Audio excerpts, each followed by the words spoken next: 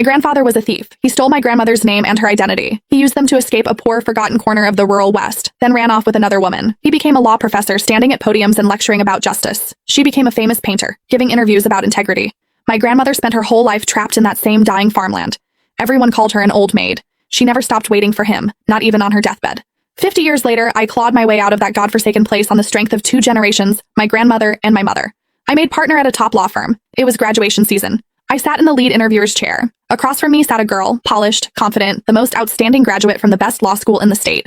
I opened her resume and flipped through it page by page. Then I stopped at the family information section. I stared at that name for a very long time. I looked up at her and said quietly, "You didn't get the job." The girl's smile froze on her face. "Excuse me?" I closed her file and repeated, more loudly this time, "You didn't get the job." The other interviewers exchanged glances. The partner on my left leaned in and dropped his voice to a whisper. "Ms. Smith, she's only 22, national mock trial champion, 6 published papers in top journals. She's a star. Please reconsider," he whispered, but the room was too quiet. She heard. She straightened up. "I've made my decision," I said, pushing the file aside. "Isabel Harrington, you didn't pass this interview. Please leave." Everyone stopped breathing. Her composure finally cracked. She slammed both hands on the table and stood up. "What do you mean?" I didn't answer. I just looked at her face. Her eyes, her nose, the line of her jaw, all painfully similar to an old photograph I had stared at for years. My hands clenched. Her brow furrowed in anger.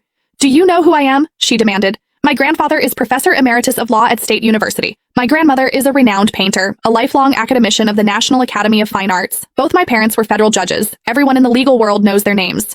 I graduated first in my class from the best law school in the country." With every sentence, her confidence grew. "Tell me," she said, nearly looking down at me now, "what exactly am I missing?" "Grades are only one factor," I said, keeping my voice calm. "In this profession, I also care about character and a clean disciplinary record. As for your family, they don't give you any extra credit here. Please leave." She stiffened. This was probably the first time anyone had ever rejected her so publicly. Her face flushed red. "You're maliciously targeting me." She snatched her papers and jabbed a finger at me. "Evelyn Smith, right? Just wait. One word from my grandfather, and you'll never work in this industry again." She stormed out, shooting me a venomous look before slamming the door. "Miss Smith," the other interviewers started. I raised a hand. "Next candidate." The remaining 3 were excellent. Back in my office, I had just set down their files when the senior partner David Johnson burst in. "Evelyn, are you insane? Why did you cut Isabel Harrington? Do you know who her family is? Her grandfather is Emeritus Professor of Law at State University and a longtime partner of this firm. Turning his granddaughter away has consequences." He spoke faster than usual. "Post the offer immediately. Now." "Too late." I gave him a mocking look.